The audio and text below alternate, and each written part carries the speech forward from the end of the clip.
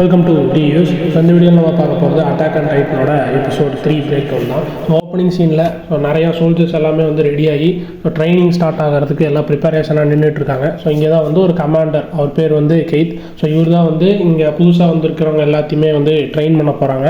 So ஆள் பயங்கர strict, கண்ட மேனிக்கு கத்திக்கிட்டு இருக்காப்புல.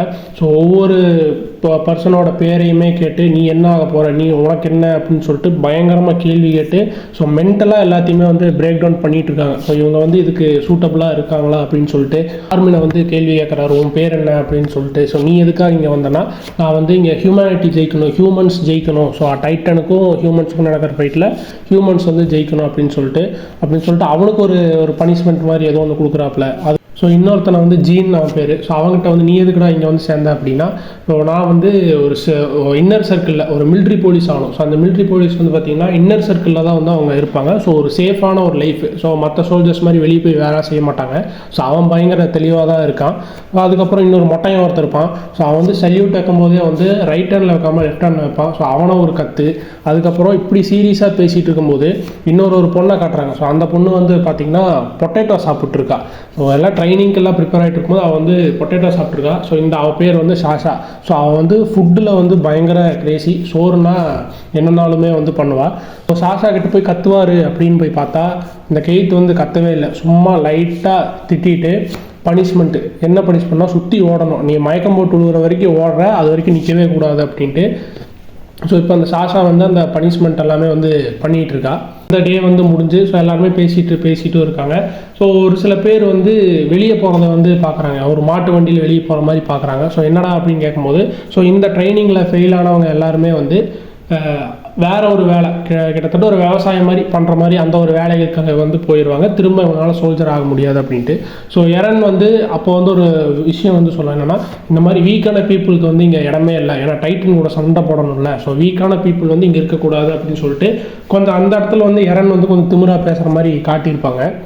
ஸோ அப்போ தான் இந்த மொட்டை மற்றவங்க எல்லாருமே விசாரிக்கும்போது, ஸோ நீ எங்கேருந்துடா வந்த அப்படின்னா, ஸோ நான் ஆர்மினோட சிகாசினா அந்த ஒரு இடத்துலேருந்து தான் வந்திருக்கேன். ஸோ அப்போ எல்லாருமே இவன்கிட்ட கேட்கவும் செய்கிறாங்க. ஸோ நீ அந்த டைட்டனை பார்த்தியா அப்படின்போது, ஆமாம் நான் பார்த்தேன்னு சொல்லிட்டு நிறைய விஷயங்கள் டைட்டனை பற்றி எல்லாருமே விசாரிக்கவுமே செய்கிறாங்க. ஸோ அப்படி அவன் பேசிகிட்டு இருக்கும்போது, எனக்கு டைட்டனெல்லாம் ஒரு ஆளே கிடையாது, நான்லாம் அவனை முடிச்சுட்ருவாங்கிற மாதிரி ஒரு ரொம்ப என்ன சொல்கிறது ஒரு மாதிரி பேசிகிட்டே தான் இருந்தான். ஸோ இதை ஜீன் பார்த்துட்டு அவன் ஒரு மாதிரி நக்கல் அடிச்சுட்டே இருந்தான். ஸோ இவங்க ஜீனுக்கும் நம்ம எரனுக்குமே ஒரு மாதிரி முட்டிக்கிச்சு. பட் ஃபைனலாக சமாதானம் ஆகிட்டாங்க. ஸோ அப்படி அந்த வழியை மிகாஷா போயிட்டு இருக்கும்போது ஜீன் பாப்பா. ஸோ மிகாஷா ரொம்ப அழகாக இருப்பான், அந்த மாதிரி எல்லாமே மிகாஷா கிட்ட சொல்லிட்டு, பட் மிகாஷா கண்டுக்கவே மாட்டாள். பட் இவன் மிகாஷாவும் எரனும் ஃபைனலாக பேசிகிட்டே போயிடுவாங்க. ஸோ நெக்ஸ்ட் டே அப்படியே ஸ்டார்ட் ஆகுது. ஸோ அந்த ஒரு டெஸ்ட்டு. ஸோ இந்த டெஸ்ட் எதுக்காக அப்படின்னா, நம்ம இந்த டைட்டனை அடிக்கணும் அப்படின்னா சாதாரணமாலாம் அடிக்க முடியாது. ஸோ டைட்டன் எவ்வளோ பெருசு இருக்குது, இந்த கலாசல் டைட்டன் இன்னும் பெருசாக இருக்கும். இதை அட்டாக் பண்ணோன்னா இவங்க ஒரு எக்யூப்மெண்ட் மாதிரி வச்சுருக்காங்க. ஸோ இது OTM, omni directional mobility gear சொல்லிட்டு.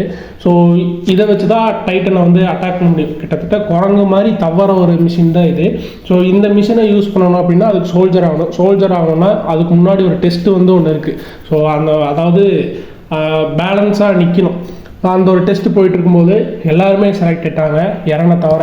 ஸோ எரன் அதில் ஃபெயில் ஆகிட்டான். பட் அடுத்த நாள் அவனுக்கு இன்னொரு சான்ஸும் கிடைக்குது. பட் அதுக்கு முன்னாடி அவன் நல்லா ட்ரைனிங் ஆகணும் அப்படின்னு சொல்லிட்டு அவன் எல்லாத்துக்கிட்டையுமே ஹெல்ப் பண்ணுங்கன்னு போய் கேட்குறான். அப்படி அவன் போய் கேட்ட ஒரு ஆள் தான் ஜீனும் அதுக்கப்புறம் மொட்டையனும்.